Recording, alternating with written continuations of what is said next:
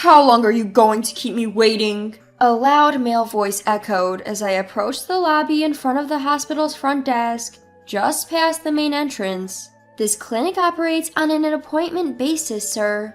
We already informed you that you would have to wait if you didn't have an appointment. The receptionist shot back, standing her ground. The other patients in the corridor watched the exchange with looks of annoyance on their faces. I couldn't see the man's face because he was standing with his back to me, but he was pounding on the reception counter and threatening the receptionist, shouting, "What? I'm a doctor. I don't have all day like those retired folks out there. Put me first in line." He was making a scene in front of the reception desk, effectively blocking it. I was at a loss as to what to do. Wow, what should I do?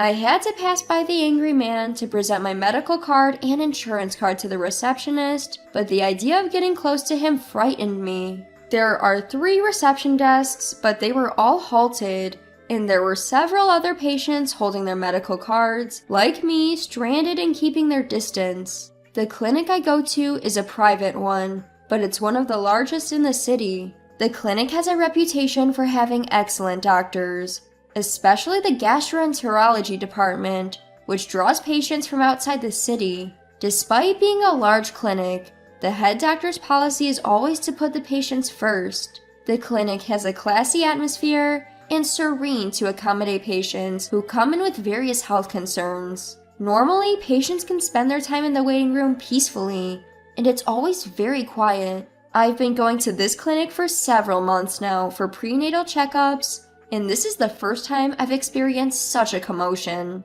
My name is Judy. I'm 40 years old and 32 weeks pregnant. I'm a nurse, but I'm currently on leave because I'm expecting a baby soon. I've been divorced once and remarried my current husband 2 years ago. With a baby on the way, I don't want to take any chances. I decided to come back another day. Just as I made that decision, a receptionist called out from a distance, "I can assist you here." I breathed a sigh of relief and headed towards her. By the time I finished the reception, the man was sitting sullenly on the sofa in front of the reception. I was relieved that the commotion had subsided, but with the man sitting down, his face was clearly visible. I thought he looked vaguely familiar, and then it hit me. It was my ex-husband. Why was he here? I was shocked and frozen in place. I hadn't seen him once since we divorced 7 years ago.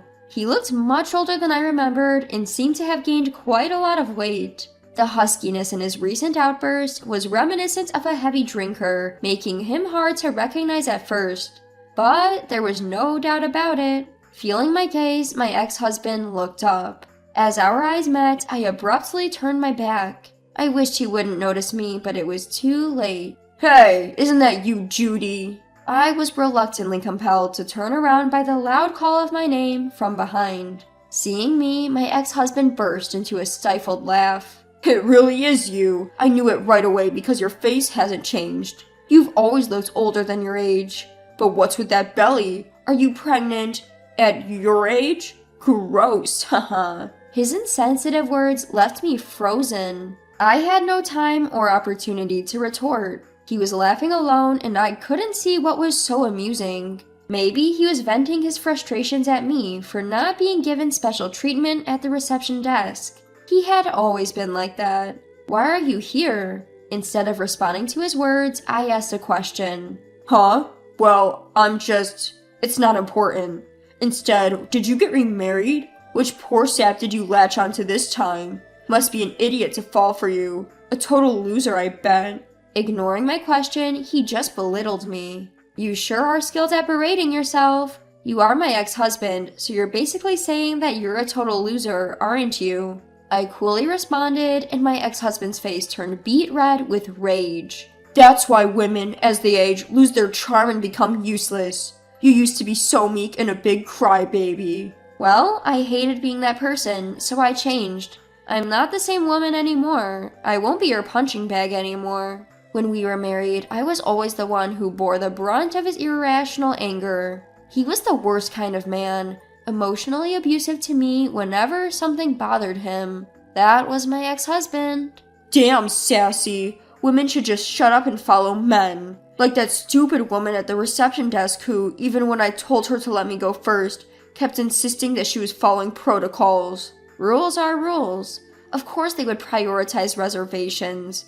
Your clinic also works on a reservation basis, doesn't it? You used to boast about the 3-month waiting period being a given, didn't you? Back when we were married, my ex-husband was a doctor employed at a major beauty clinic. Assuming he hasn't changed jobs, he probably still works there. We had a workplace romance. He and I, a naive young nurse at the time. He was just looking for someone easy to have fun with, and I was the only one serious about our relationship. I got married because I was expecting a baby. My ex-husband pressured me to get an abortion, but I firmly refused. My parents and in-laws supported me, and even though we rushed into marriage, I unfortunately had a miscarriage. My ex-husband hurled abuses at me as I broke down crying from the shock, calling our shotgun marriage a marital scam and the biggest mistake of his life. Our married life thereafter was a living hell. Eventually, our miserable marriage ended after about 2 years. We hired lawyers, divided our property, I received alimony, and we got divorced. I fell into depression, and it took me several years to recover. In my new workplace, I met my current husband. Life is unpredictable. I got married, and now I am pregnant again. My ex-husband's clinic didn't take in drop-in patients either. If I remember correctly, I asked my ex-husband with a touch of irony. It's better to let those airheaded women who use their husband's money or sugar daddy's money to get plastic surgery wait, right? They appreciate it more that way. It's a business strategy. A strategy. As he said this, he was tapping his temple with his index finger with a smug smirk on his face that I found incredibly irritating. How awful! There are people who are insecure about their complexion and pay for surgery with their own savings. You're so insensitive. This is exactly why I divorced you. At the beginning of our marriage, I was too blinded by love to see it, but I detested his condescending attitude towards his patients, and how he only saw their insecurities as his source of income. Humph, I paid you a decent amount to get rid of you. That's true. I feel so refreshed now that our ties are severed. Hey, what's the fuss about? At that moment, a group of nurses, doctors, and security personnel arrived. Doctors who hadn't bothered to emerge from the office over troubles at the reception desk or with patients, but perhaps because the argument had gone on too long, they started to appear one after the other from consultation rooms. Perhaps one of the nurses had gone to call them. I felt relieved to have more people on my side. Meeting my ex-husband, having him say unpleasant things, and the memories of those times had filled me with unease and discomfort. It's okay. Everything will be fine. Out of relief, my mouth slipped, and I made an unnecessary statement at last. Judging by what you said earlier, you're here as a patient today, not a doctor. Aren't you ashamed to be causing a scene? You used to say that you kicked out any noisy patients. I should have ended the conversation and left right away, but I suddenly remembered our initial exchange at the reception. Shut up! People have circumstances. It's none of your business. Immediately, my ex-husband flared up in anger. I probably got on his nerve. He tried to retort but was lost for words, glaring at me because I had hit the mark. He focused on my belly, sneering with a smirk. So, you're about 40, right? I don't know what's going on, but aren't you ashamed of getting pregnant at your age? It's just gross to see an old lady like you still wanting kids and doing the deed. I can't believe your husband is actually attracted to you. If he wanted kids, he'd certainly choose a younger woman. There's no guarantee an old hag like you can have a healthy kid. Or what? Is this another scam? Get married, have another miscarriage, then swindle some money out of him? He lashed out, and now he seemed all satisfied, having yelled out words that would crush me. How dare you? You can't be serious. I barely managed to mutter those words. Out of shock, I could feel myself losing balance.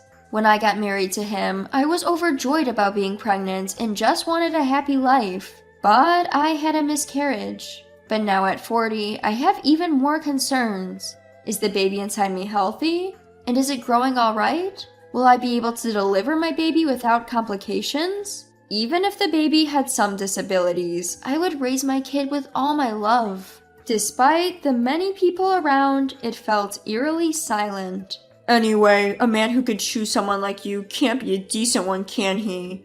I'd love to see the face of your baby's father. The veteran doctors who heard this began to tremble. Hey, stop it. How can you be so rude? That child in her belly. One of the doctors started to chastise my ex-husband. Huh? My ex-husband looked confused, but my current husband stepped in. I am the father of that child in her belly, and Judy's husband. My husband in his white coat walked up next to me. He must have rushed over as he was slightly out of breath. It's all right now. I heard the harsh words he said. Don't worry.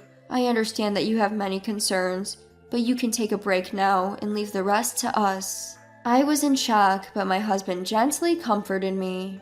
Huh? A doctor? Is your husband a doctor here? My ex-husband was shocked, looking at me and my husband. Yes, that's right. My husband is the heir of this hospital and works as a gastroenterologist. What?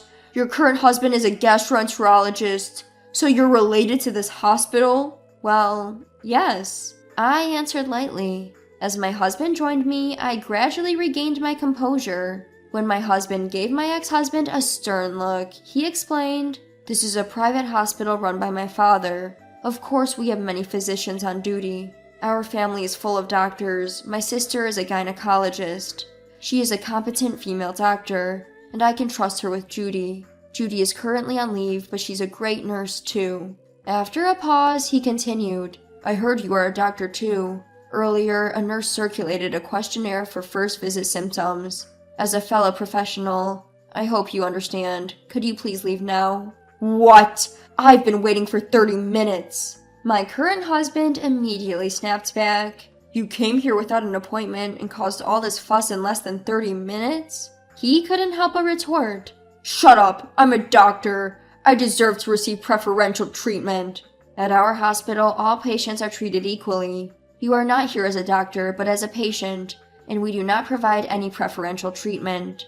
Of course, we do prioritize patients in need of immediate attention, but you seem quite healthy. Your temperature is normal too. Even though he spoke calmly, my husband did not back down. Perhaps my ex-husband was desperate to see a doctor. He started to mumble his excuses. Hold on, that's a problem. I heard this is the best cardiovascular department, and she's my ex-wife. She's used to my tone. She knows I'm joking, right, Judy? No? I shake my head. No one gets used to verbal abuse. You don't talk to people like that as a joke. My husband immediately backed me up and turned to my ex-husband. I've heard about you from Judy before. Your emotional abuse and cheating was the reason for your divorce, and yet you're trying to hurt Judy again? As Judy's husband and a doctor, I cannot forgive you. I've been informed of what went on from my nurses, and I heard your loud voice on my way here, but don't you feel ashamed to hurl abusive language that degrades women and pregnant women in front of many patients, and to intimidate others just because things don't go your way? In the obstetrics and gynecology waiting room at the end of the corridor, there are not only pregnant women like me who are giving birth at an advanced age, but also many people who want a baby and are receiving infertility treatment. Please go home. We have an obstetrics and gynecology department here too. It's not just about Judy. It's wrong for our other patients to have an unpleasant experience because of you. We won't examine you here. And with that, my husband asked my ex-husband to leave. Hey, are you discriminating against a patient? This isn't discrimination. You're getting turned away because of your actions. I butted into my ex-husband's words. My husband nodded. Huh? Don't joke with me. We're not joking, we're serious. Now please leave. My husband pointed to the exit. Hey Judy, talk to him for me. When my ex-husband said that to me, I replied coldly. Go home already. I told you before we've cut our ties. After the verbal abuse I've had to endure from you, why would I want to do anything for you? You can strut around here all you want, but no one is going to listen to you. I felt a sudden sense of healing within me. Watching my pitiful ex-husband now, I started to feel glad that I cut ties with this man and divorced him. My life has completely changed being with my current husband, who respects me and takes care of me, compared to when I was with my ex-husband, who looked down on me and made my life miserable. I don't think I'll ever see my ex-husband again, but even if I do, his harsh words won't hurt me anymore. I felt as though I finally cut ties with my painful past, which was lingering within me like a lump. Just then, from the crowd of visitors, a small voice yelled, "Get out!" That voice gradually grew louder, turning into a chorus of dismissal. My ex-husband, who had been swimming his eyes around and pondering his opinions, spat out his parting shot. "I'm never coming back to this awful clinic. I hope you guys go out of business soon," and left the scene. Not long after, it was on the news that his beauty clinic was being sued one after another for malpractices. He'd always prioritized making money, forcing expensive treatments on patients rather than catering to their needs, and this had led to trouble. He was directly named in lawsuits and found himself in quite a predicament. Adding to his misfortunes, I heard rumors that he'd been admitted to a hospice. Despite being a doctor himself, he was neglectful of his own health and disliked hospitals. He never went for regular checkups, indulged in unhealthy habits, and brushed off any discomfort or minor ailments with self-prescribed medicines. But his condition had deteriorated beyond hope. After causing trouble at our reputable clinic, his treatment was delayed and he collapsed at his workplace. A thorough examination revealed that his condition was beyond help. This could be a classic case of a doctor not taking care of his own health. Bogged down by massive compensations and awaiting his end, what a pitiful state. Although this is none of my concern now, I can't help but think that he could have led a much better life. As for me, I gave birth to a healthy baby girl. I was worried about many things before she was born, but she was a big baby, just over 8.8 pounds. She's extremely lively, sleeps well, drinks her milk well, and is adorable. I'm busy taking care of the baby, and I feel that it's a waste of time to worry about things that have ended. Babies are truly adorable. Meeting her is like a reward for all the difficulties I've been through. I plan to cherish every day from now on, living happily with my respectful husband and